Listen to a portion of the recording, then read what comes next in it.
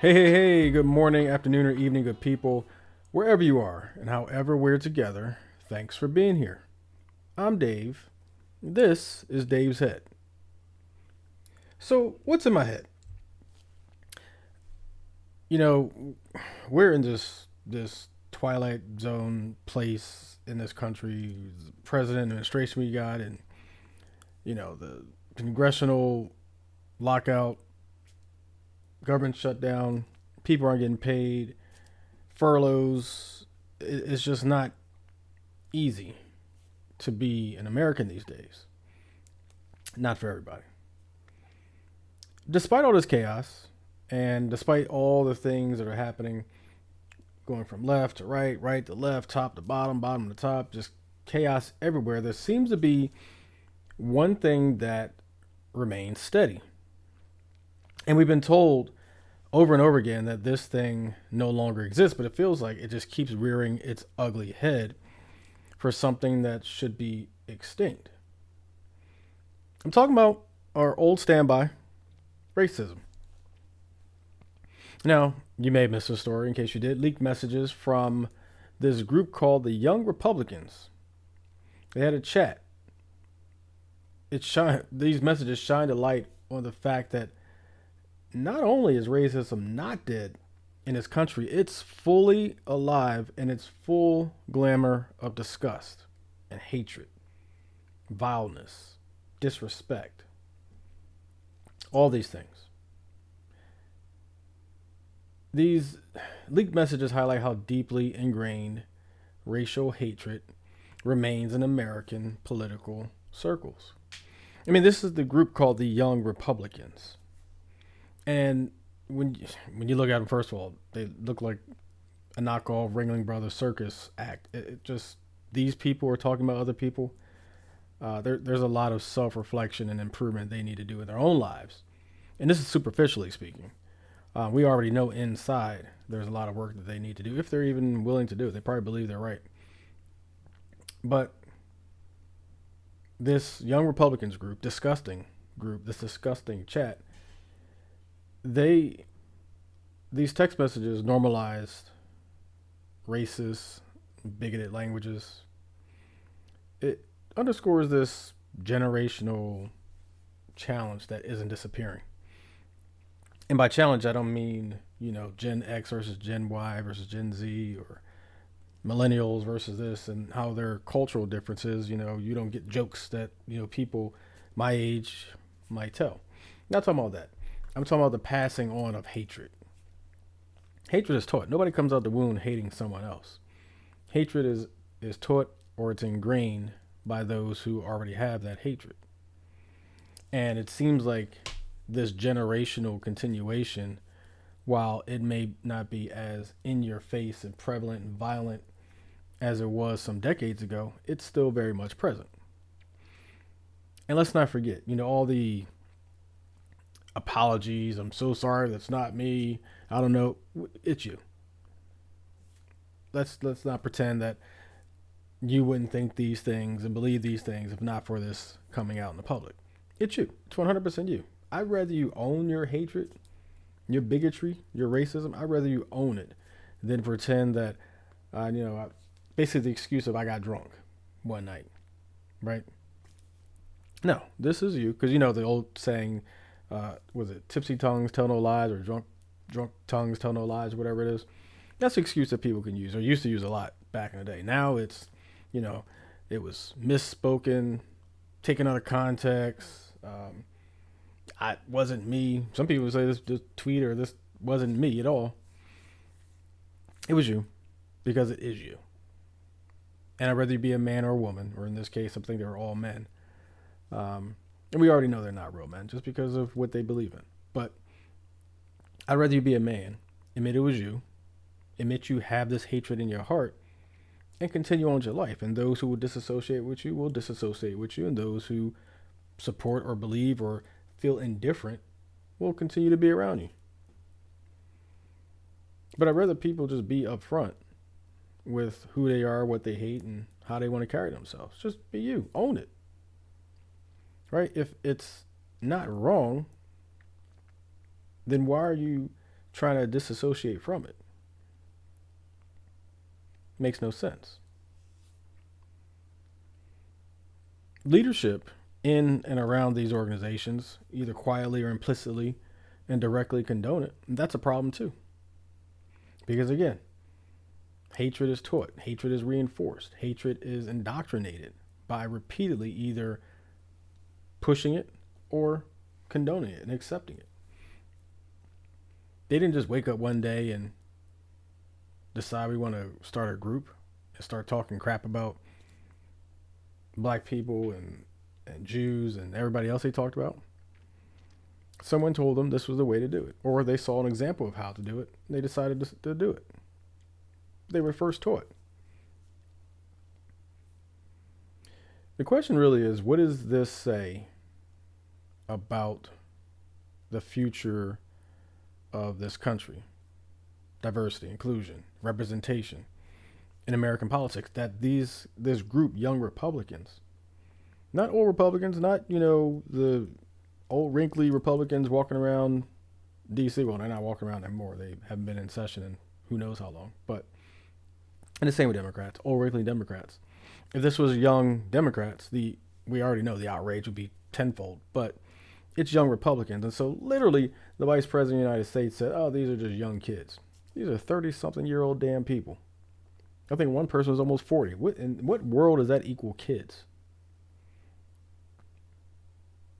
And to take a step further, I've heard them say far worse about actual kids committing crime who happen to be brown in color and black in color.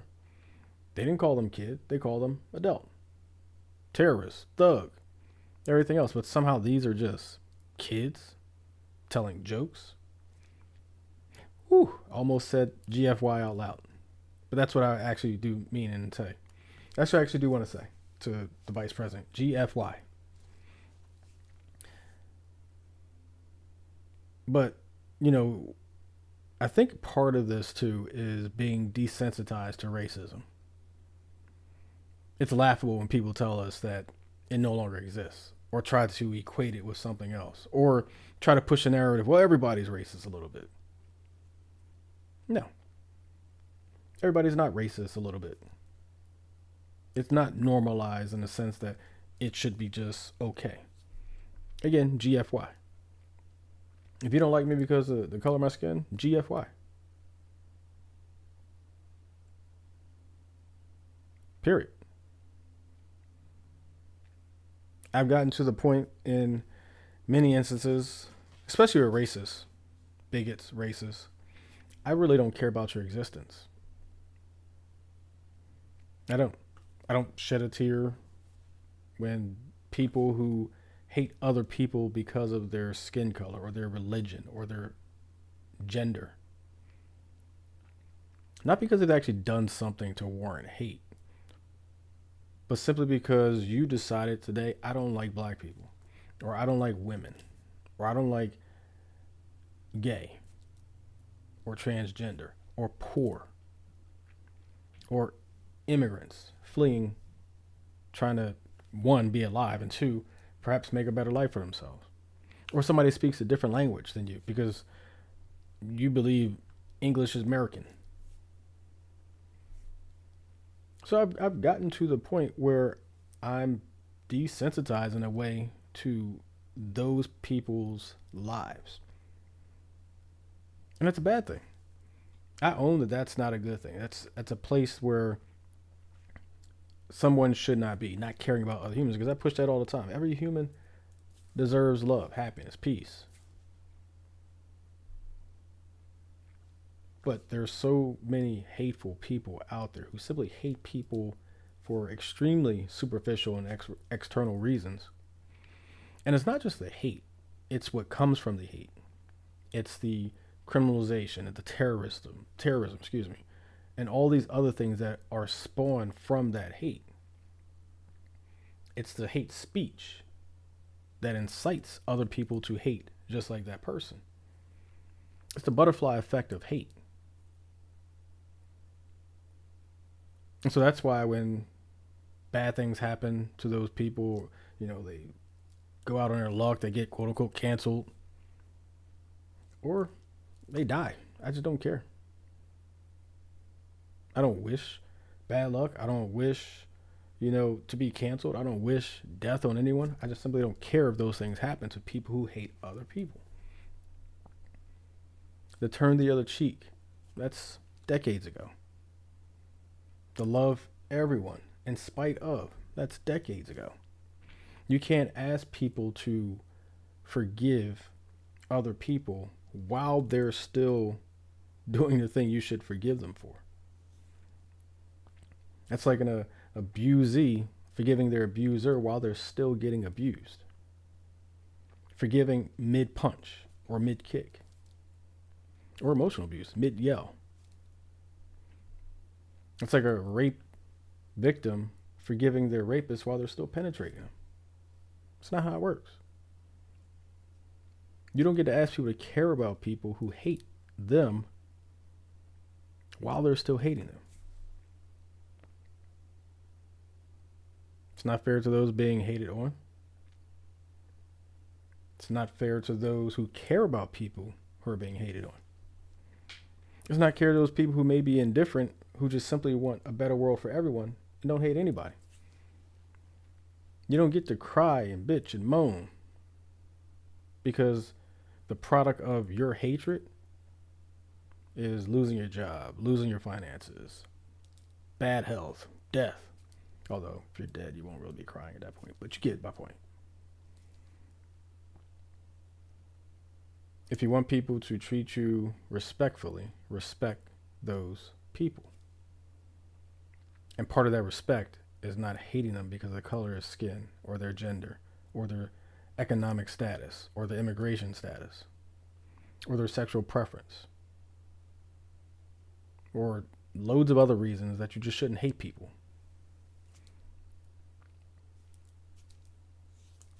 Get over it. Seriously. To these quote unquote young Republicans, GFY. Before I get to the last thing in my head, Dave Said Podcast is now part of the Alive Podcast Network, home of Black voices, where community, culture, and creatives live. Dave Said Podcast adds to the catalog of over 70 titles available in the Alive Podcast Network and app for both iOS and Android. Check out Dave Said Podcast and many others in the Alive Podcast app, the home of Black voices. The last thing that's in my head is seasonal slowdown.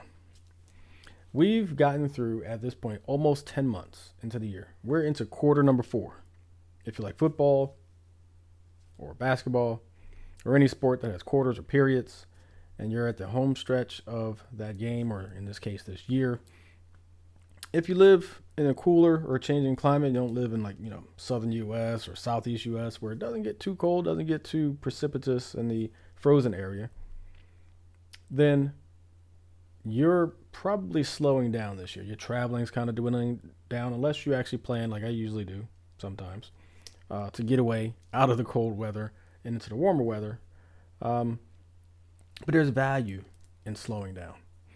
And so fall and especially winter are natural times for rest and reconnection. Rest, obviously, your daylight savings time, if you're in the part of the country, in the U.S. specifically, that exercises daylight savings time. There are parts of the country that don't, but I happen to live in one of them. When that switch flips and you go from nice radiant mornings and evenings into the 5 and 6 o'clock hour and even the 7 o'clock hour, and at some point during the summer, I believe we're almost to the 9 o'clock, if not 9 o'clock hour with sunlight. You go from that to waking up in darkness, and darkness starting to hit around 3:30, 4 o'clock p.m. every day. It changes how you interact with the world, changes what you do when you're out. If you're you got bad eyes, you ain't got that sunlight anymore, so you're not driving too far at night anymore. You're home at 4 o'clock or 5 o'clock. But it allows you to have that rest because you're just not out doing that much. Statistically, socializing, eating out, traveling, those things dwindle a little bit during the post daylight savings time, or in my case, Eastern Standard Time, and those colder months. You're not driving in a blizzard, at least I hope not. But it does make for the opportunity to have small, cozy, intimate moments, especially if you have a significant other. And that's one of the things I'm looking forward to. This will be the first fall, winter, where my TO and I are engaged, an engaged couple. And so we'll start. And granted, I've been traveling a lot lately. Now my traveling is pretty much done, and activities are almost done, with the exception of 30-year high school reunion coming up. But we get to spend time planning our wedding. We get to spend time with her attempting to get her first victory against me in Monopoly. Since our last time I won again, so I think I'm 5-0 now against her. But movies, the fireplace, haven't fired up the fireplace since, I don't know, last winter sometime. And honestly, more home cooked dinners. Two things happen in the wintertime. You either feel like cooking and love cooking, or you suddenly grow an affinity for pizza and Chinese and whatever else. I love to cook, although I've tried to get back to my fasting once a week thing, which I'm not sure if we're going to do that this week, but we'll figure it out. But our busy culture, that, at least speaking for myself, keeps us from appreciating a lot of that downtime, because we sometimes spend our downtime, quote unquote downtime, resting, meaning sleeping, meaning not enjoying what's going on in life because we're recouping and getting our rest by way of sleep, or by way of literally doing nothing, but it's not necessarily enjoying the downtime. It's just being down, not traveling, not doing this, not doing that, not working, not doing that. And so you're just kind of sitting and the TV's watching you. And so one thing I'd say and suggest, and what I'm going to try to do, because my calendar starts to open up just a little bit as we approach the best month of the year, December, which is my birthday month, is to plan intentional time, unplug, reconnect. I actually suggested to my TO, I think it was 2 days ago. We were sitting on the couch and I suggested, hey, why would we just take a day off in the near future and just go do something, go for a drive, go spend time out of town, maybe take a long weekend or something like that somewhere. And so it's something that we'll see if we do that.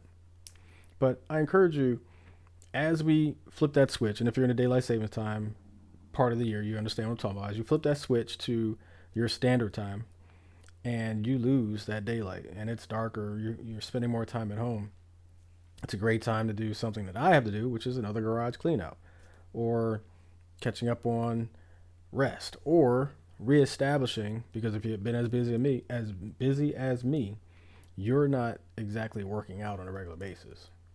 Now, granted, I still have a athlete's physique, if you will. I'm a little pudgy in some places, where I'm not used to being pudgy in some places. So, establishing workout routines again. Don't wait till New Year's. Let that daylight savings time flip happen. You're still going to be up. You're just going to be up in the darkness, right? I wake up 6 something, sometimes 5 something, sometimes 4 something, every single day. And so it's going to be dark, but maybe I can go drive to the gym or go down to my gym in my house and just start that workout routine. Get that workout routine. That's one thing, one piece of advice I need to take for myself, because my workout routine is none of that right now. So as we get to our seasonal slowdown period, take time for intimate relationships, take time to recharge yourself, take time to reestablish patterns. That way, when we come back out of regular time, back in the daylight savings time, those patterns are already established. And so you're not just saying, oh, look at all this light, I can go out and run to town now. No, you're still establishing those patterns and reinforcing those patterns by keep doing them. But seasonal slowdown is something I'm looking forward to. And I get to bake my pies. I said I'm going to do my pies again this year, so we'll see. We'll see if I do that. But that's what's in my head.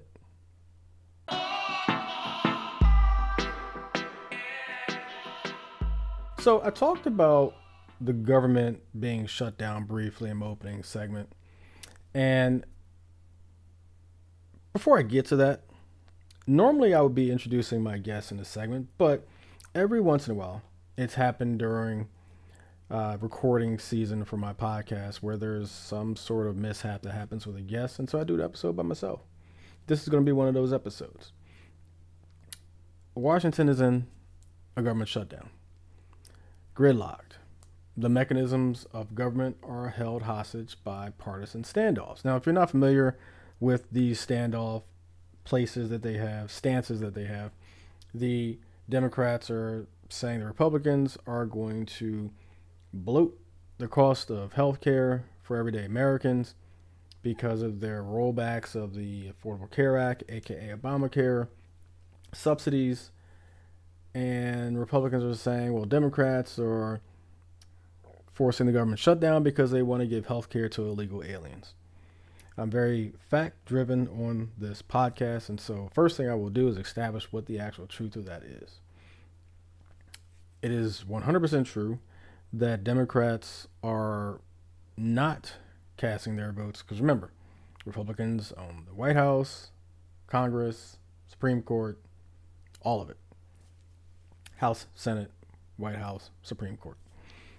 However, there is a 60 vote minimum needed in the Senate in order to pass these types of legislation, or in this case, a continuing resolution. So Democrats would have to provide, I believe, 7 votes. Don't quote me on that number. The 60 is accurate, though. 7 votes in order to assist Republicans who have the majority with passing this legislation.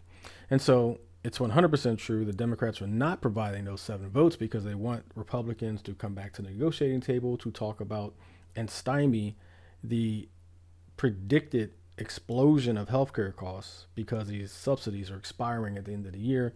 Thanks to Republicans passing their legislation they deemed the, quote, big, beautiful bill. What's not true is that Republicans saying that Democrats are doing this to give health care to illegal aliens or illegal immigrants. Check the law for yourself. Check the government website for all the legislation. You will be able to verify this. I'm telling you this off the top of my head because I know this. I've done this research.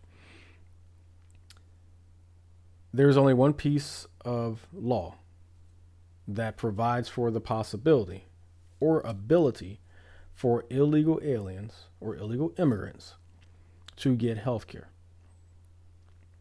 I'll say that again. There's only one piece of legislation that provides for that ability for illegal immigrants to get health care. It was signed by Ronald Reagan. And what that allows for is that if an illegal immigrant goes to a hospital, ER, not just going to, primary care physician, but to the ER with an emergency that needs to be treated. So bleeding, broken bones, gunshot, stabbing, whatever. It needs to be treated in the ER. The government will pay for the cost, and there's some percentage breakdown. I don't think it's 100%, but it's a considerable percentage. The cost of the treatment for that illegal immigrant. If it's not an emergency, they will not pay for it. Clear. Signed by Ronald Reagan. There is no part of the Affordable Care Act, aka Obamacare, that provides for that. There is no other piece of legislation, period, that provides that possibility at all. There is also, check the government website again, congress.gov, you won't find it.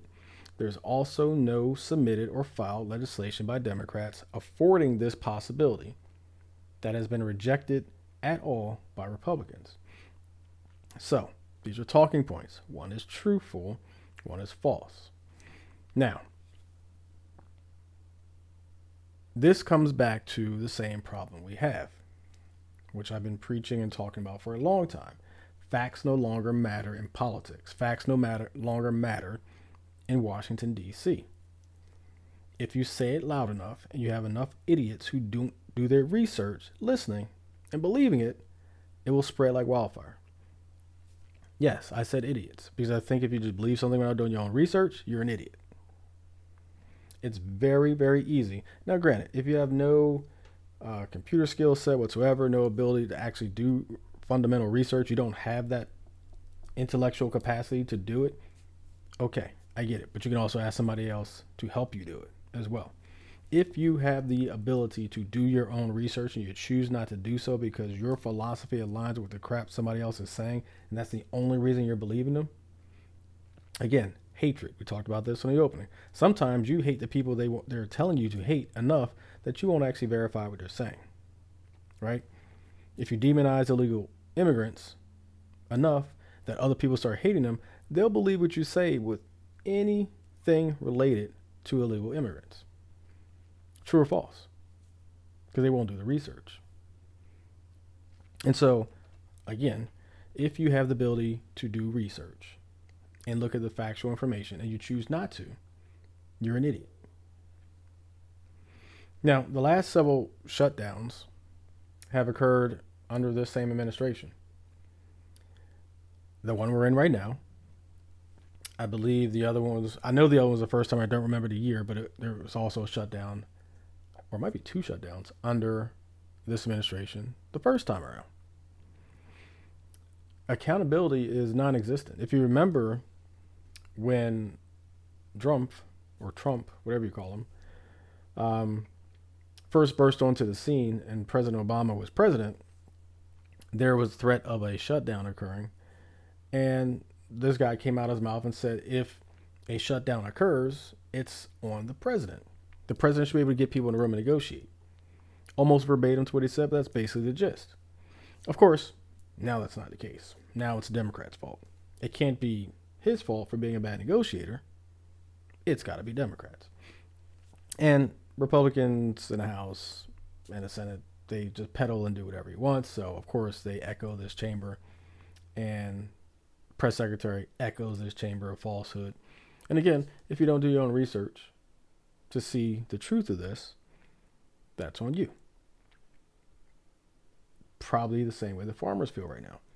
Because if they would appreciate it, did their own research, looked at what the prior administration did for farmers, look what the current administration proposed to do and how it might impact farmers, there probably wouldn't be so many farmers in bad trouble right now. And farmers in rural communities are especially impacted. But citizens also always suffer the most, right? Delayed federal aid, furloughed workers, closed parks, museums. DC is particularly vulnerable. There's a lot of government services around DC, right? There are a lot of people who live in DC and work in DC. And so now they're furloughed or in some cases being let go. And there are threats of not even paying those being furloughed. But USDA programs, disaster relief, crop insurance, they all hang in limbo. And then you look at what's happening. Gridlock, government shutdown. The Affordable Care Act is too expensive. And really the gist of the reason why they roll back the subsidies because they need to pay for the tax breaks that they put into the quote unquote big beautiful bill. They got to pay for it some way. And so instead of actually paying for it, they're really trying to offset the cost of it by removing programs, right? So it's net the same cost and actually increase the debt. If you go look up the debt and the deficit, they're actually skyrocketing again. But if you manage your money in your household that way, where you actually, instead of cutting bills, you spend more, but you try to just reduce a little bit the other way and you net spending the same thing, well, guess what? You're going to remain in the same debt. But if you cut costs or cut liabilities and cut spending, because remember, just because you spend doesn't mean it's a liability. Liabilities are things you have to spend every month: credit card debt, car notes, those type of things. And so that's all this is: cutting ACA to try to pay for the cost of the tax breaks. But there are projections that health insurance could rise as much as 400% for some people next year. 400%. I mean, can you imagine spending, say, I don't know, $500 a month for insurance for your entire family? Probably a great deal. But $500 a month. 400% is $2,000 a month. Pretty sure my math is right.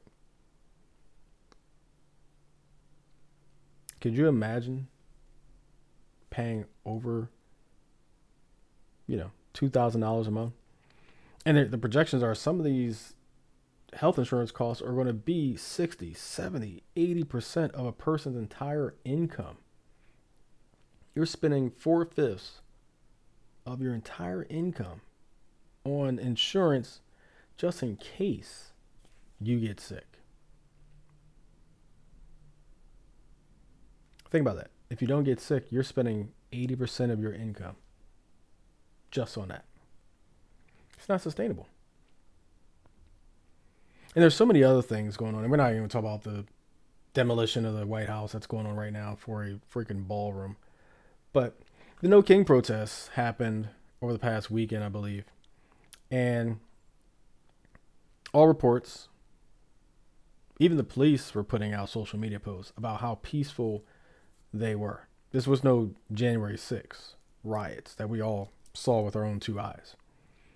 And if you remember the episode I did right after that happened, I actually changed what I was going to do because mid-recording, I happened to have the TV on muted, but mid-recording, I saw what was happening and I stopped my recording and rewrote my entire script for that episode. But the No King protest signals, grassroots frustration and really more than grassroots, huge portions of the country frustration. You almost feel like this is coming to a head. We got midterms coming up soon, and then we have an entire election again, right? And there's belief that Republicans, and specifically their leader, are going to try to either prevent an election from happening or essentially steal the election. And what's the backlash of that going to be? You also look at domestic terrorism and violence. And I've pointed to two recent incidents where, thankfully, that violence was quelled. House Speaker Hakeem Jeffries was a target of a man who was plotting to shoot him. Recently, I learned in the last day or two, or over the weekend, I think it was, the Atlanta Hartsfield-Jackson Airport, I believe the busiest airport in the entire country. One of the largest, if not the largest airport in the entire country. I love it, by the way, down there. I do. Always great food options, which I love in an airport. Because I go before, I'm going to have a layover, which I rarely have a layover. But if I'm going to eat or arrive early enough to eat and socialize and all that stuff at an airport, I want there to be good food options. But this guy, and I don't know his political ideology, but he was a white male, which is the trend of violence, was planning to shoot up the Atlanta Hartsfield-Jackson Airport. I believe he brought a assault rifle, and what kind, I'm not really sure, but I think the number was something around 20 rounds he had in his truck. Parked it right at the entrance, which is odd that would be possible, but you figure police might stop that from happening, but you never know. And just some statistics for you. Recent U.S. data, right-wing extremists accounted for about approximately 54% of murders by politically motivated terrorists since 2020. 54%. Left-wing, 22%. Now, I've said before, I'm a registered independent, been registered independent since I first voted in 2000. While I lean politically liberal, I'm very moderate liberal, if you would call it that. And I'm not afraid to admit that, because there's some things, conservative ideas I share, and there's some that liberal ideas I share, or left and right, because we got to categorize these things all the time. I'm an independent person, so I believe what I believe, whether it's left or right. It's very simple. However, I'm not oblivious or blind or afraid to say that historically, in my lifetime, right wing has committed the most violent acts when it comes to politics. More stats for you. Historically, right-wing actors have caused more lethal violence between 1975 and 2025. Now, that's a 50-year statistical gathering information. Right-wing extremists caused 391 murders, which equates to about 63% of the non-9/11 political terrorism deaths, versus left-wing. which is 65, or approximately 10%. And yet, there are people in disbelief and want to say one side is doing this or the other. It's interesting to me, and by interesting, I don't mean interesting at all, that we hear from the presidential pulpit and we hear from all these people when certain criminals of a certain type commit acts. But we don't hear the same rhetoric from those same people when people who they agree with commit these acts. Numbers don't lie. This is a 50-year period. 50-year period, 63%, or 391 murders versus 65. In this climate, leadership is absent. Services are disrupted. Violence is rising. What exactly do we do?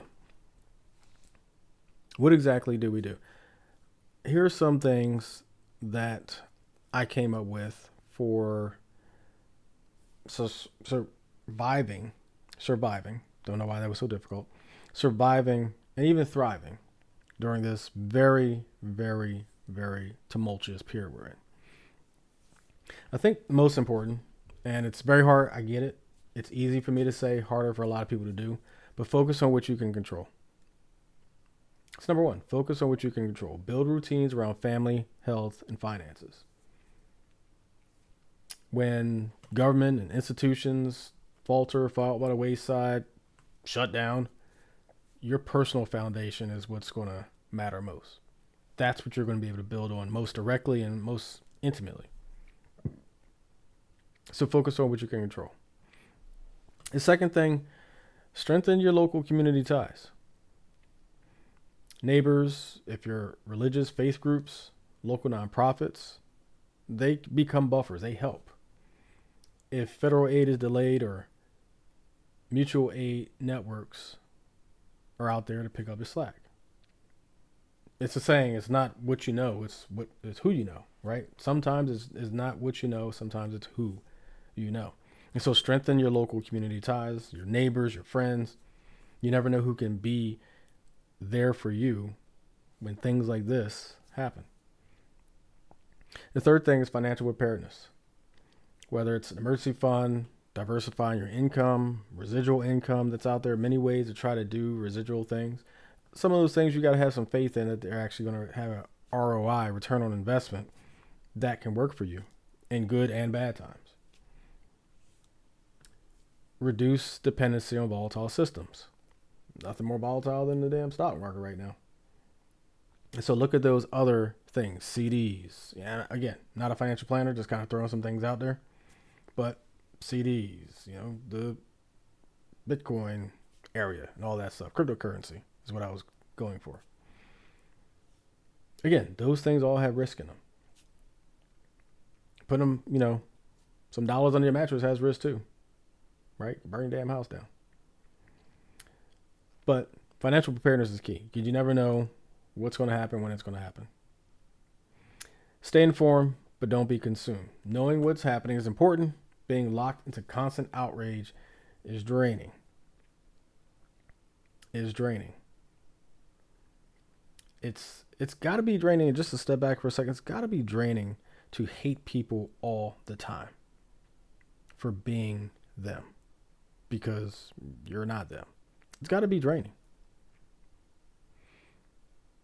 But also allocate quote unquote news windows. I used to watch the news all the time. Many, many years ago, I'd be there. And a lot of this had to do with, growing up in a household where 6 o'clock news was on every day and Jeopardy was on at 7 and Wheel of Fortune was on 7:30 and, news was back on at 11 and all this stuff. And so you develop those habits. And you also want to stay aware of what's going on. But news has not been news for a long time. It's very hyperpartisan. It's very dishonest. Because if news organizations had to produce the sources of their quote unquote facts, it would be a different broadcast.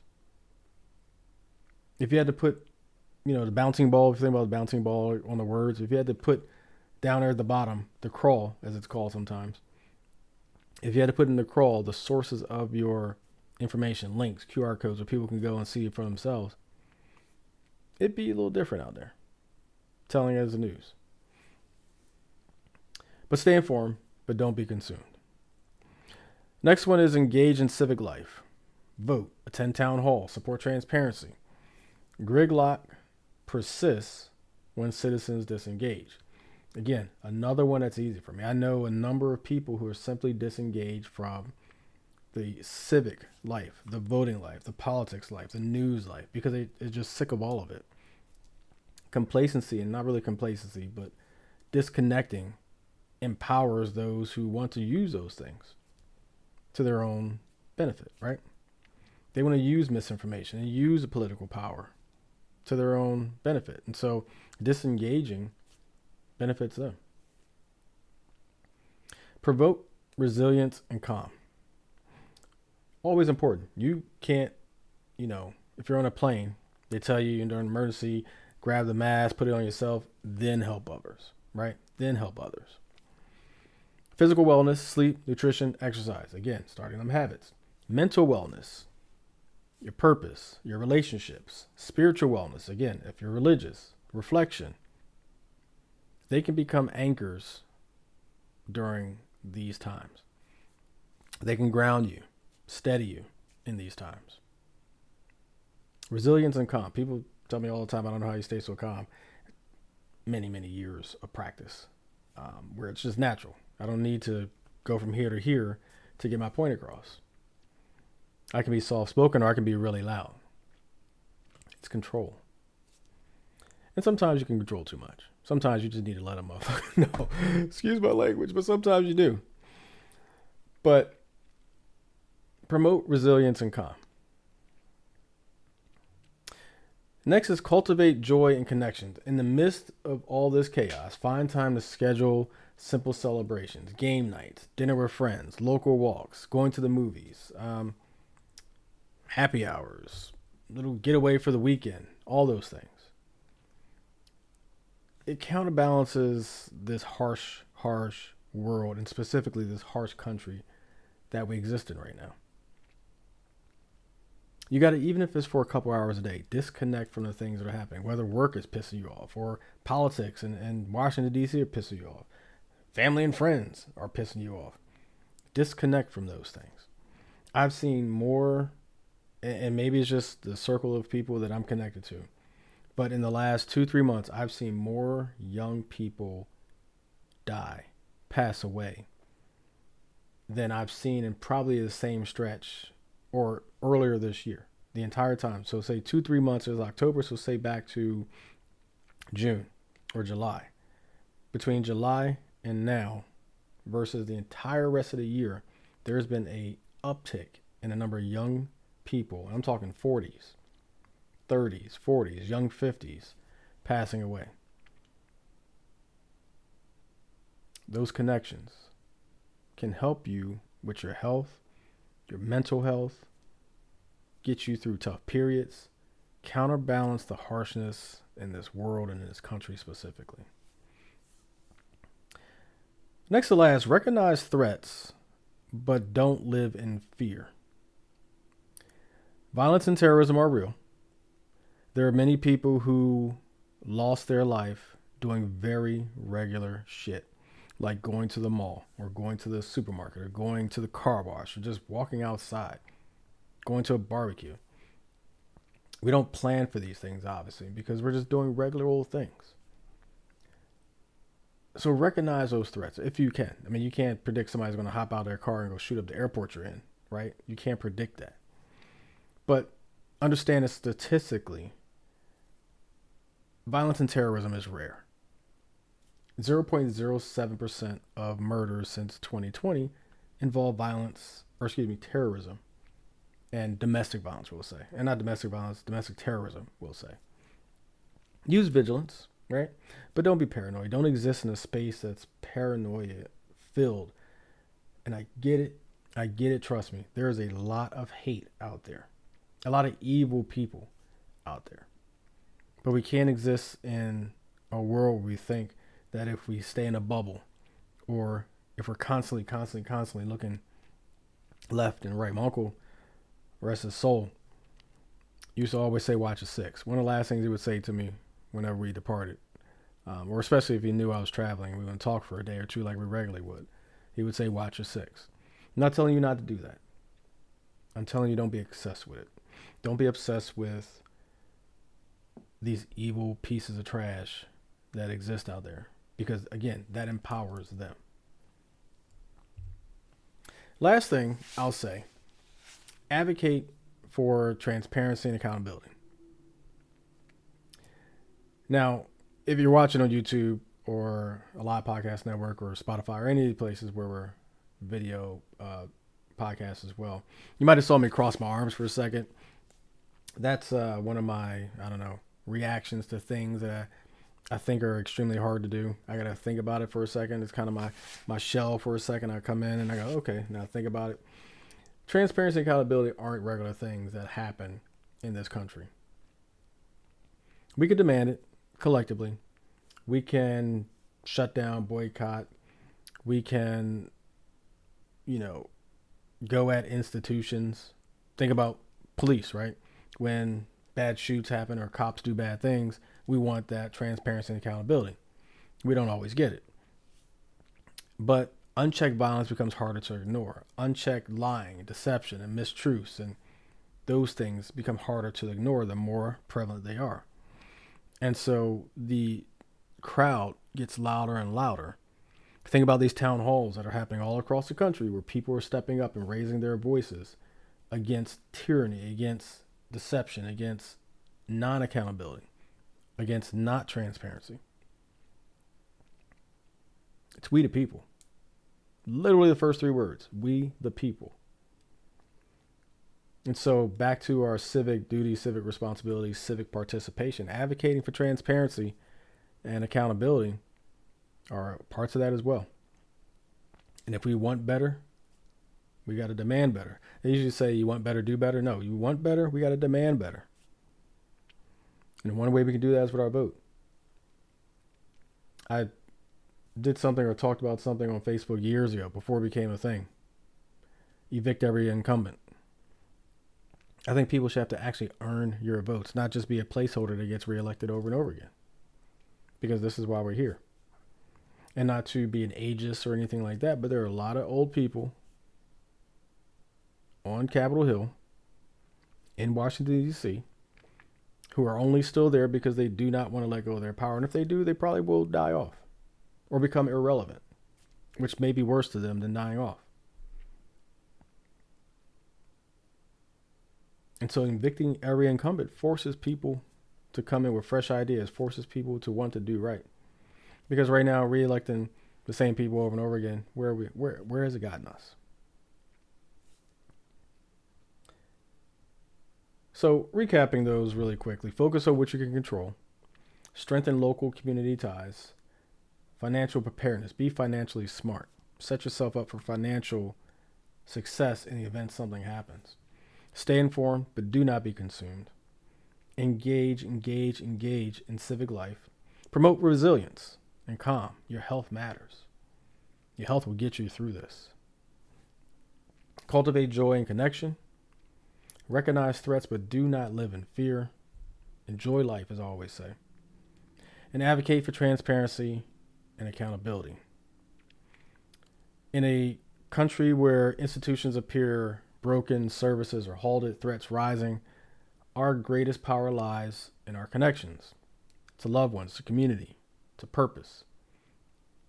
While we wait for leadership to catch up, we build, we live, we love, we enjoy life. That's how we not just survive, but we thrive.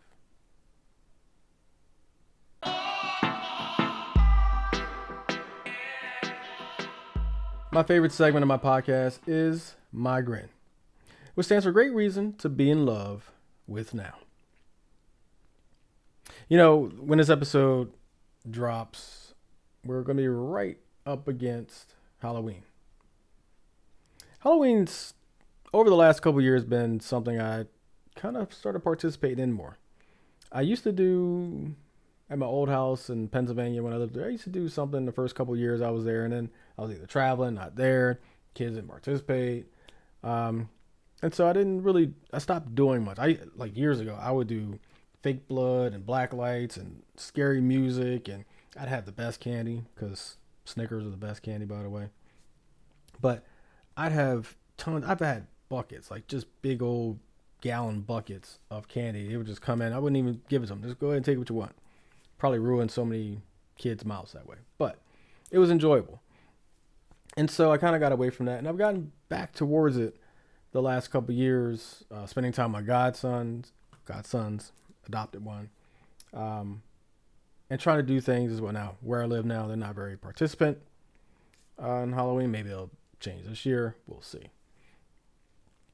But how do you enjoy Halloween? Whether with family, friends, children, just at home watching TV, or going big with decorations to really set it off and entertain the trick or treaters. How do you do that? GoodHousekeeping.com has an article talking just about this. And they talk about creative ways to celebrate Halloween for all ages, from costume contests to spooky movie marathons. One of the other things that you can do is, well, now, if you don't have a bunch of children in your life, or even if you do, you have an adult section, you have a kids section, kids go trick or treating, they hang out, they eat candy all night, and then they pass out from the sugar crash. But adults can have their own little party too. And I believe Halloween's on a Friday this year, which makes even better, right? You can have a whole adult party. You don't have to get them to go to work, maybe the next day. Make it fun. Now, there's other things you can do too. If you don't do things at home, you can also make the most of your community. Hopefully you have a great relationship with your community, and you can join some local events or just go walk around the neighborhood. Or you can, even host trick-or-treat setups, go big and, do the real crazy stuff, make it like a whole haunted house type of thing. But engage and be a part of your community in the things that they do. Now, there are many fun ways to, and affordable, got to do affordable these days, ways to decorate your home and your yard in holiday spirit. I've always been a proponent of scary music playing in the background for no reason, right? It just gives it that aura. And a lot of youth these days don't know the Friday the 13th, the Halloween, the, what's the other one called with it? The Spike guy. I can't think of the name right now of that movie. But, it was right there. Even Poltergeist, right? Like you have that guy. So there was always a creepy guy who looked like literally in real life, he looked dead. So it was not a stretch for him to play someone who looked dead in this movie. You all know, if you've seen Poltergeist, you know exactly who I'm talking about. But he would be, I think it was Poltergeist 1, it might be 2, but he was walking along the side of the house singing that song, God is in his holy temple. But, playing that type of stuff, because I don't think the youth of today, especially the younger kids, understand how to us back then. That was really scary. The Friday the 13th music, the Halloween music, Poltergeist. Those things were really, really scary. Just the music alone was really, really scary. Listen, tell me that's not scary. You just walking down the street and you hear I'm running my ass home. Sprinting. Okay? Sprinting. But just different things you could do like that. Now, you can do the fog machines, you can go all out. You can get the, what do they call it? Like the timed pop-up type of things where they pop up out the grass and all that type of stuff. Those things are kind of cool. I do really appreciate people that go costumey. And I'm not talking about like some, got a mask on and something like that. I'm talking about people, you do fake blood, you got some props, all types of. Now, I don't know what I'm doing this year. We shall see. If I do anything, we shall see what I do though. I got a full weekend that weekend, so I don't know how much I'm going to do on Halloween. But there's many fun and affordable ways to decorate your house. But you can start with something like, if you have a speaker, just go set up a Spotify playlist or find a Spotify playlist of Halloween music, and you can just have it playing when the kids come knock on your door. Make fun of it, right? But I'm going to think of Hellraiser. Popped in my head. Hellraiser. That's another movie. that to us when we were kids was scary, right? You had the guy, the chattering teeth. I'm not going to do that because that's weird. But the chattering teeth, you had the spike guy, you had the really, really, really fat guy. Hellraiser was another one. I love those movies though, but Hellraiser was another one for me. Now, Halloween, you think about times in a community throughout the year where you have an opportunity to come together, have conversations with neighbors you may not have conversations with, and do the different things with them. You think about July 4th. You think about Labor Day. You think about just random barbecues in the summer. Not really Thanksgiving. Not really New Year's. Not really, definitely not Valentine's Day. But Halloween is one of those holidays that you can interact with your neighbors in a way that you probably normally wouldn't. And so Halloween is a holiday that can bring communities together and even strengthen or create, because if you're like moi and my neighborhood, I practically have zero relationships with my neighbors, and that's not intentional. My immediate neighbor moved about a year or so ago, so that relationship, that whatever it was, and it wasn't that much, but that relationship is no longer existing. And so the new neighbors, although they're cool, it's kind of high and by. A couple other neighbors high and by. There's a guy that's kind of cool towards the end of my development that I see periodically, especially when it's warm here. We'll like come outside like that when it's cold. But other than that, we kind of just pass each other like leaves in the wind. And so Halloween is an opportunity to do that, whether you're walking around with youth in your circle, friends, family, godchildren, your own children, or if people are coming to your house and like, oh, hey, neighbor, like you've seen them, have a conversation with them. It's a great, fun way to bring those community people together, bring your neighbors together, and really make something out of Halloween. I think Halloween is one of those community building holidays that we don't talk about that way. We talk about the fun side or the kid side. We don't talk about it as an opportunity to build relationships. And I think it's something that can definitely be done. Before I go, as I've done all season, I would love to provide you with a quote to summarize this episode and leave you thinking. Talking about the things we talked about this episode with the lockouts and the state of this country, I think it's appropriate, very, very appropriate, this quote. You may know this author. His last name Lincoln, first name Abraham.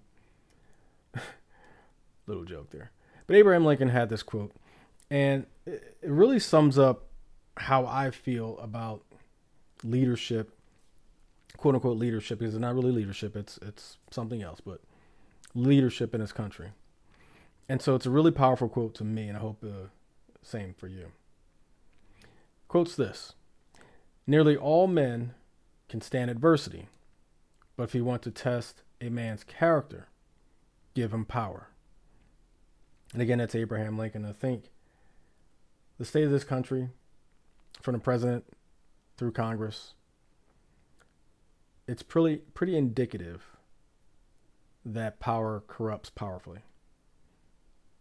If you just follow the trend for the last decade plus, and you see the power grabs, you see what lens people would go to maintain that power, the lies they tell, the corruption they possess, the selling of a seat, the selling of access, actions they're taking. You want to test a man's power, test a man's character, give him power. And we're seeing really, really bad characters in this country right now. So seasonal slowdowns and Halloween. Great reasons to be in love with now. That's all for this episode of Dave's Head. If you enjoyed this episode, I'm sure you'll love similar content in the Alive Podcast Network app. Plus, you can support this podcast and enjoy ad-free listening to nearly 100 other Black-hosted podcasts. Download the iOS or Android app, become a member, and experience unlimited access to Black-hosted content week after week. Follow, like, and or subscribe to this podcast on Facebook, Instagram, and or X at Dave's Head Pod, and on YouTube at Dave's Head Podcast. For more information and links to all things Dave's Head, check out our website at daveshead.card.co. Episodes premiere on the second and fourth Fridays of the month. Thanks for tuning in. And remember, enjoy life because life should be fun. Take care.